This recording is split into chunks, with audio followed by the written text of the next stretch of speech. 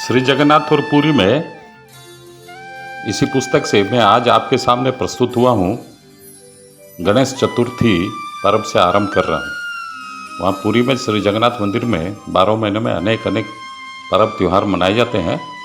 उसी कड़ी में मैं गणेश चतुर्थी से आज आरंभ कर रहा हूँ। भाद्र शुक्ल चतुर्थी को गणेश पूजा पालित होती है। इसी दिन मंदिर में जन्माष्टमी की जन्म यात्रा भी समाप्त होती है। राधा अष्टमी राधा का जन्मोत्सव मनाया जाता है। पार्श्व परिवर्तन एकादशी राधा अष्टमी से एकादशी तक की लीलाओं का वर्णन कृष्ण जन्म के साथ हो चुका है। इस दिन बड़ सिंगार की समाप्ति के बाद पार्श्व परिवर्तन के लिए महास्नान होता है। फिर पंचोपचार से पूजा होती है। नए कपड़े पहनाए जाते हैं। वामन जन्म या सुनिया भाद्र शुक्ल द्वादशी को वामन जन्म, गरुड़ पार्श्व परिवर्तन तथा इंद्र ध्वज की पूजा होती है। इसी दिन से पुरी के गजपति महाराज के नए वर्ष का दिन प्रारंभ होता है, जिसे उत्कल का वर्षारंभ भी मानते हैं। अनंत चतुर्दशी भाद्र शुक्ल चतुर्दशी इस दिन मुक्ति मंडप के पास वाले अनंत शयन के पास महास्नान और भोग लगाने के लिए क्रियाएं होती हैं। फिर अनंत व्रत कथा का पारायण होता है। भाद्र पूर्णिमा इस दिन दक्षिण घर से गोविंद बाहर आते हैं। शीतल भोग के उपरांत भीतर छू महापत्र, इंद्र, चंद्र एवं गोविंद की वंदना करते हैं। वासेली शाही से इंद्र हाथी भी इसी दिन निकाला जाता है। सहस्त्र कुंभाभिषेक अश्विन कृष्ण सप्तमी से शुक्ल नवमी पर्यंत 16 दिन की पूजा को यह नाम दिया गया है। दुर्गा जन्म या दुर्गा पूजा भी इसे कहते हैं। बिमला के 16 दिन की पूजा तथा विभिन्न वेश होते हैं। इस बीच बिमला मंदिर में स्त्रियों का प्रवेश निषिद्ध होता है। सप्तमी से दशमी तक भंडार घर में अस्त्र शस्त्रों की पूजा भी होती है। दशहरा एवं एकादशी इसे अपराजिता दशमी भी कहते हैं। भीतर की आरती समाप्त होने पर मदन मोहन, रामकृष्ण तथा भंडार घर से दुर्गा माधव भीतर सिंहासन पर लाए जाते हैं। वे बाहर दशहरा मैदान पर जाने के लिए वीर वेश भी धारण करते हैं। एकादशी के दिन कार्तिक महीने की नीतियाँ प्रारंभ की जाती हैं। रात 2 घड़ी रहते गोपाल वल्लभ पूजा समाप्त की जाती है। इसी दिन दुर्गा मूर्तियों का विसर्जन भी किया जाता है। कुमार पूर्णिमा कौमुदी उत्सव आश्विन पूर्णिमा का दिन भगवान के प्रतिनिधि मुदिरथ और लक्ष्मी के प्रतिनिधि मुदुली महाजन 21 हिंगुल कौड़ी और 21 चांदी की कौड़ियों से पासा खेलते हैं। जल क्रीड़ा भी होती है। फिर पुष्प, माल्य, अनुलेपन, पीठा, नारियल आदि से सेवा की जाती है। बाल धूप या भोग आश्विन शुक्ल एकादशी से कार्तिक पूर्णिमा तक प्रतिदिन की नीतियों के साथ यह एक अधिक नीति है जो पालित होती है। बाल धूप के बाद तीनों स्थानों पर वंदना की जाती है। हरि उत्थापन एकादशी कार्तिक शुक्ल एकादशी इसी द्वादशी को एवं त्रयोदशी को संध्या धूप के उपरांत मदन मोहन आज्ञामाल लेकर जगमोहन में आते हैं। रात को भगवान को उठाया जाता है। नृत्य मंडप पर सुगंधित तेल, पंचामृत, फलरस, कच्चा नारियल जल आदि से उन्हें स्नान कराया जाता है। नृत्य गीत के साथ सारी रात जागकर बिताते हैं। रास पूर्णिमा इस दिन कार्तिक व्रत का उद्यापन होता है। संध्या धूप के उपरांत दक्षिण से बाल गोविंद भीतर सिंहासन पर लाए जाते हैं। प्रथमाष्टमी मार्गशीर्ष कृष्ण अष्टमी के दिन मध्याह्न धूप के बाद तीनों विग्रहों के सामने मंगलार्पण होता है।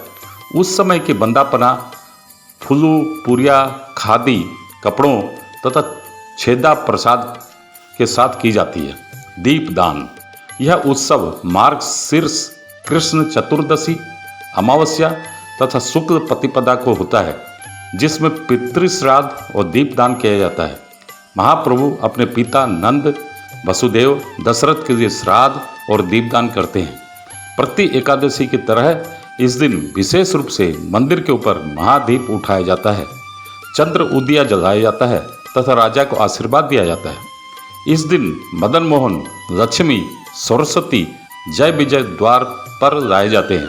कहते हैं कि इंद्रद्युम्न के निर्वंश होने के कारण जगन्नाथ स्वयं उनके लिए वार्षिक श्राद्ध करते हैं।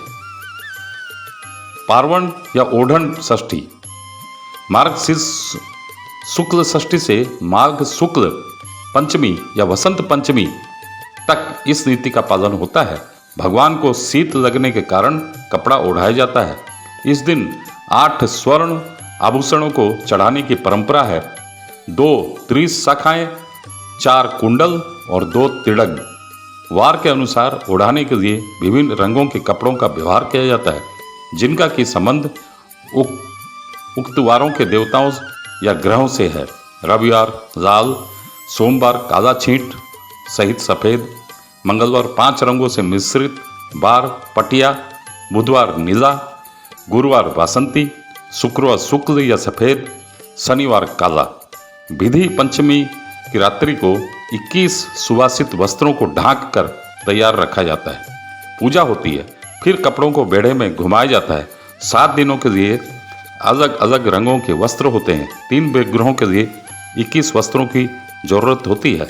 पंडु पूर्णिमा, इस दिन झूलन मंडप से विमान में नृसिंह को लेकर चारों आश्रमों का भ्रमण कराया जाता है। बल्लभ सहित प्रथम भोग। धनु संक्रांति से लेकर मकर संक्रांति तक 1 मास पहले भोग के साथ धनु मुआ गुड़ पगा लाई लगता है। फिर मकर संक्रांति के दिन मकर चावल का भोग लगता है। वकुल अमावस्या, पौष अमावस्या के दिन वराह जन्म मनाते हैं। अमावस्या नारायण सागर विजय करते हैं। पुष्याभिषेक, पौष पूर्णिमा के दिन एकादशी के दिन से स्नान मंडप के पास अंकुरोपण होता है। रघुनाथ भीतर सिंहासन पर जाते हैं। आज्ञा माल लेकर लक्ष्मी मंदिर के बाहर अभिषेक के लिए लाए जाते हैं। पूर्णिमा के दिन यदि पुष्या नक्षत्र हो तो पुष्या स्नान भी होता है। 81 कुंभों का अधिवास होता है। होम, स्नान, अलंकार, माला आदि का आह्वान किया जाता है। नवांक यात्रा एवं मकर संक्रांति, मकर संक्रांति के पूर्व दिन नवांक यात्रा होती है।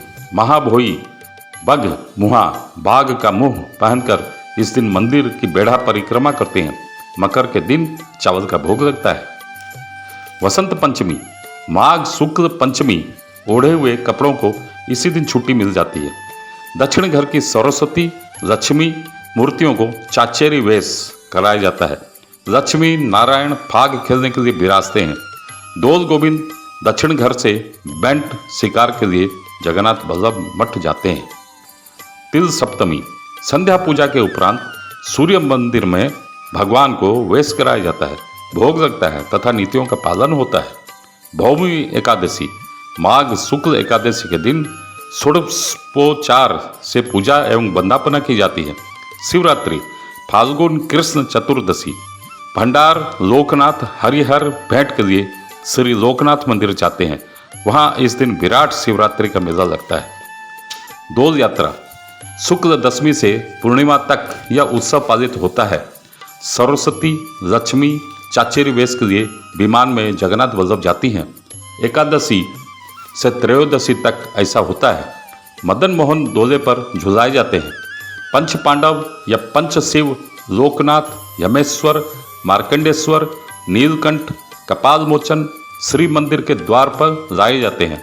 डोल वेदी के आग्नेय कोने पर अग्न्योत्सव भी होता है, फाग लगाते हैं। इस दिन नए आम की प्रथम पूजा होती है। पार्वती को शिव नई पंजिका पंचांग सुनाते हैं।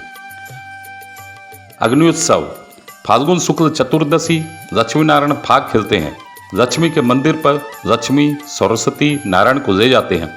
होम के उपरांत अग्निघर में आग जलाकर विमान में विग्रहों को बिठाकर 7 बार चारों ओर घुमाया जाता है। दमनक भंजक उत्सव, दमनक या दैणा भंजन का उत्सव चैत्र शुक्ल तृतीया को मनाया जाता है। कहते हैं कि रात्रि में भगवान के दमनासुर को मारा था, उसी से यह पौधा उत्पन्न हुआ। लक्ष्मी सत्यभामा विष्णु की स्थापना की जाती है तथा रात्रि भर जगन्नाथ बल्लभ में जाग कर यह उत्सव मनाया जाता है। चैत्र गुंडीचा, चैत्र शुक्ल षष्ठी के दिन सूर्य मंदिर में सूर्य को पंचामृत से महास्नान कराया जाता है। फिर खीर, काकरा, लड्डू आदि का भोग लगता है। अशोकाष्टमी, लोकनाथ को ईशानेश्वर मंदिर में ले जाते हैं। भीतर छू महापत्र माला लेकर ईशानेश्वर को लगाते हैं। फिर उसे लोकनाथ को देकर पूजा, वंदापना, अशोक फूल, मनोही कराते हैं। लौटने पर लोकनाथ भंडार में जाते हैं। रामनवमी, पूर्व दिन गर्भोदय के लिए जगन्नाथ की एक अधिक वंदापना की जाती है। दक्षिण घर से राम के विग्रह प्रतिनिधि बनते हैं। 2 महाजन दशरथ और कौशल्या का अभिनय करते हैं। रामलीला से संबंधित लीलाएं होती हैं। माया मृग, सीता चोरी, लंका दहन, सेतुबंध बांधना, रावण वध, राज्याभिषेक आदि उनमें मुख्य हैं। चैत्र शुक्ल दशमी को लेकर वैशाख कृष्ण द्वितीया तक उत्सव पालित होते रहते हैं। दैणा चोरी, चैत्र शुक्ल चतुर्दशी के दिन गोपन में राम कृष्ण जगन्नाथ बल्लभ जाकर दैणा की चोरी करते हैं। नक्षत्र वंदापना नीति, प्रति अमावस्या को अवकाश के समय ज्योतिष उस दिन का नक्षत्र क्या है बताता है, किंतु जिस दिन जिस विग्रह का जन्म नक्षत्र होता है उस दिन नक्षत्र वंदापना मध्याह्न धूप के बाद होती है। बलभद्र का है श्रवणामकर, सुभद्रा का है रोहिणी वृष और जगन्नाथ का है ज्येष्ठा कर्कट। जन्म नक्षत्र के दिन उस विग्रह की एक अधिक वंदापना होती है। सुभद्रा के लिए सभी की वंदापना अधिक होती है, किंतु यदि अनवसर हो, विग्रह रथ पर हो, गुंडीचा घर में हो तो नक्षत्र वंदापना की नीति का पालन नहीं होता। अमावस्या पूजा, जब अमावस्या को प्रतिपदा स्पर्श करती है तब इसका पालन होता है। अनवसर में यह पूजा नहीं होती। इस दिन दक्षिण घर से नारायण मूर्ति को सिंहासन पर लाते हैं। जगन्नाथ से आज्ञा माल लेकर पालकी या विमान पर आनंद बाजार से होकर सिंह द्वार के रास्ते से समुद्र के किनारे जाते हैं। वहाँ कर्पूर की आरती तथा वंदापना होती है। फिर नारायण यमेश्वर मंदिर जाते हैं। वहाँ दही पंचामृत से स्नान करते हैं। इस महास्नान के बाद पूजा वंदापना समाप्त होने पर वह श्री मंदिर लौटते हैं। सूर्य ग्रहण या चंद्र ग्रहण, ग्रहण के समय पाक त्याग के समय से ही श्री मंदिर की सारी नीतियां बंद रहती हैं। इस समय विग्रह तड़प उत्तरीय का व्यवहार करते हैं। ग्रहण के समाप्त होने पर विग्रहों को महास्नान कराया जाता है। फिर रोष होम, सूर्य पूजा, द्वारपाल पूजा होते हैं। तब विग्रहों को ग्रहण वेश कराया जाता है, जो कपड़ों, फूल तथा तुलसी से होता है। महास्नान, मंदिर में यदि अशौच हो जाए तो विग्रहों को महास्नान कराते हैं। निम्न प्रकार के कारण हो सकते हैं। जिन अवसरों पर महास्नान की जरूरत पड़े, मंदिर में कुत्ता प्रवेश कर जाए, मंदिर के अहाते में कोई अस्थि आदि गिरा हुआ दिखे, जगमोहन की चंदन अर्गली के पास से लेकर रत्न सिंहासन के बीच पेशाब, मल, थूक, कफ आदि गिर जाए, भोग रसोई घर से लाते समय किसी के भी उन लाने वालों को छू देने पर और विग्रहों को सिंहासन पर किसी के द्वारा छू देने पर। उक्त स्थितियों में रसोई में बने हुए भोग या रसोई को गाड़ दिया जाता है, क्योंकि माना जाता है कि वह अशुद्ध हो गया है। Thank you.